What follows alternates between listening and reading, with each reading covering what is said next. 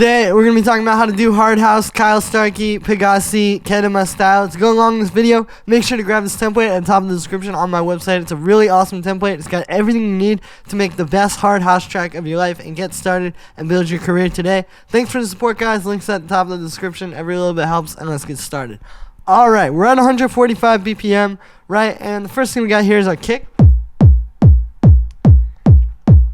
Now, this is just going to be a big fat 909 type of kick, and then you're going to cut a little bit of sub. I think that's kind of important because these 909s, especially the ones like this that have that, what we're going for, do tend to have a lot of in them, right? Like really like the sub frequencies that are just going to clash with the bass. Even if it's in tune, it's still better. So, you know, I didn't cut it the highest. I cut it at like 29, but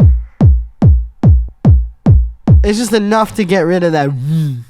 Then we're just converting it to mono to make sure our kick is good. And then we got our bass line.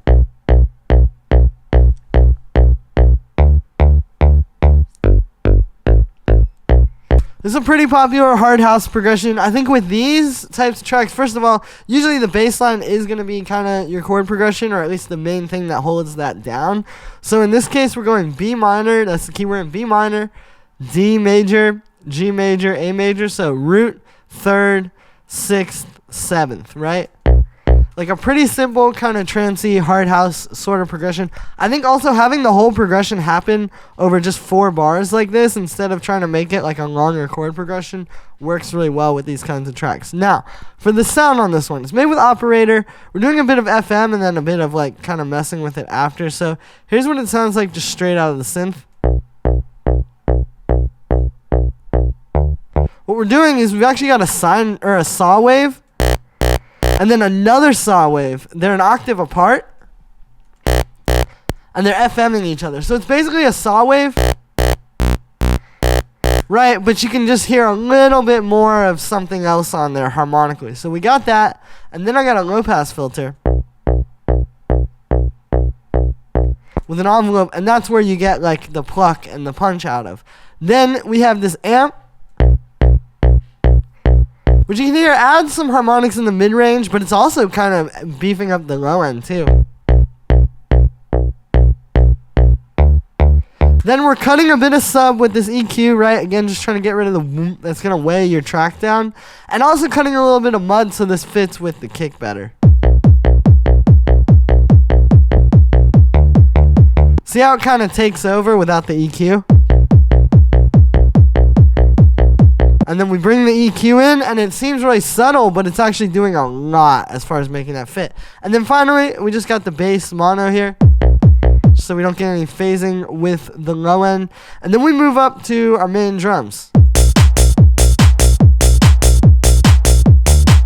Right, we just got this big fat 909 and a clap. Not going to overprocess them, just keeping them like the kick, hi-hat, and clap. It's really more about finding a sample that just works really well like this.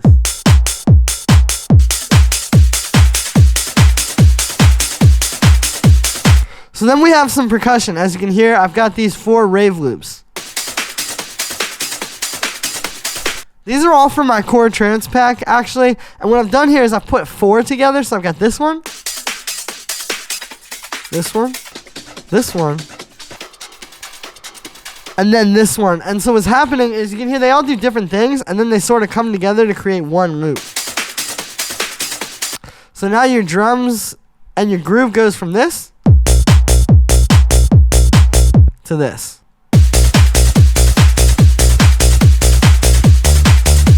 Right, it's just giving you all that live percussion and kind of like in the background that you need without getting in the way, right? This is all just up in the high end. So then we move up to our chord stabs.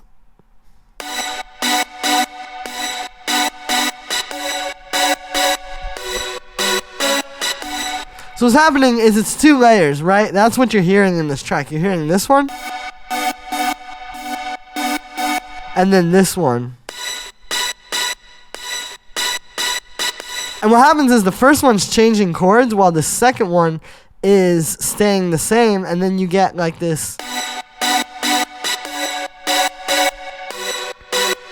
really nice thing musically, as you can hear. And then again, it makes it a bit more obscured. Like you hear it, and you can hear the chords, but yet you also hear that stab. So it's like, it's a really good way to get creative with this sort of a thing. Now, what we're doing here, it's the same chord progression that you saw with the bass line as far as the root notes go.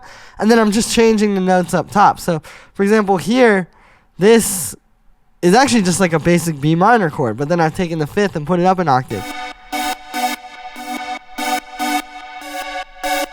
Then here we go to a D major 7, but there's no fifth or third, right? So it's like, you know, or excuse me, no fifth, right? There is the third, but so like, it's kind of like using these jazzier chords and then just taking voices out of them, you know, or like inverting them differently. And then again, just following that same chord progression. Now, for the sound with this one, it's made with wavetable. We got a square wave and a saw wave, just super big. Tons of detune. We got the shimmer unison as well. A bit of delay. This auto pan, which kind of gives it the feeling of being sidechained to the kick, but it's a bit more controllable. And then a high pass filter. And then on the stab, we have our stab sound inside a simpler here. You can see I dragged the start time forward, so it would be good. We got a bit of reverb, a bit of sidechain, and then just a high pass. And then again, these kind of come together and create one thing. So then we have our first melody, which sounds like this.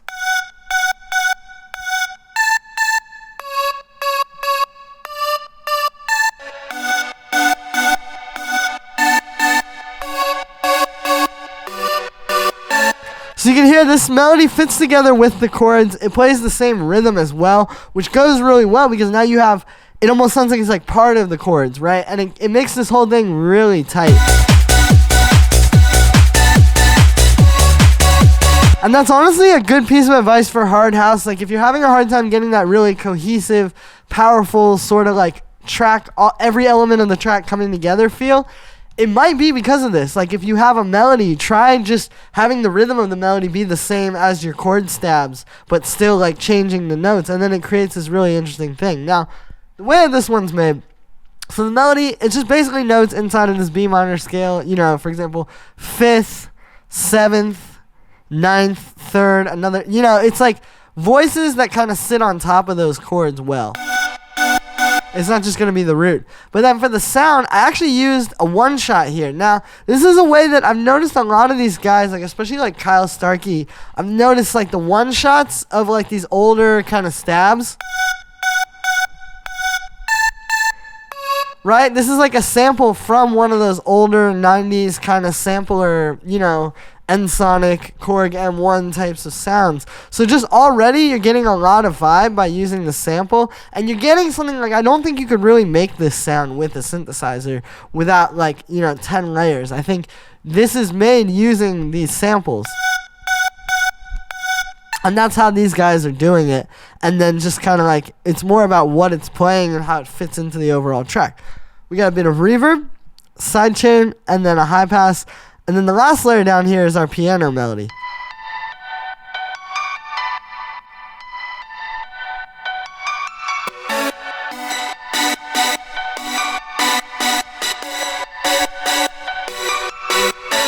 So you can hear this one, again, this one is the only one that's not following that same rhythm. And this is meant to be a bit more ambient, a bit more ethereal like this. You can hear it's not meant to fit like right tight with everything, and that gives you a good contrast too, because all these other elements are so dun dun dun like rigid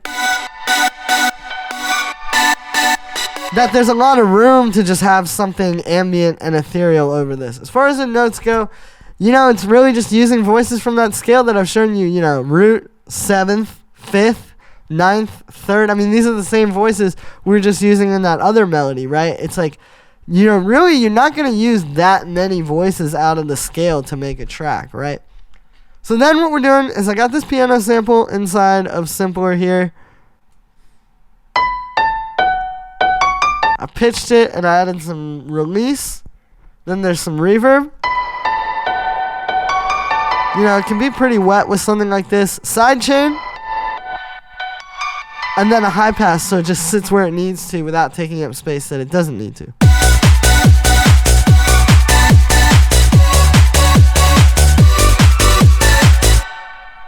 So that's going to be it for this one, guys. I hope you enjoyed. As always, make sure to like this video as well as subscribe. And let me know what you think of this video in the comments. Like I said in the beginning, you can get this full project file, samples, MIDI, presets. The entire template is available at the top of the description on my website. So definitely don't miss out, guys. While it's available, go grab that now. Thanks for the support, everybody. This will help you take your tracks to the next level instantly as soon as you download. Enjoy, and I will see you tomorrow with another video.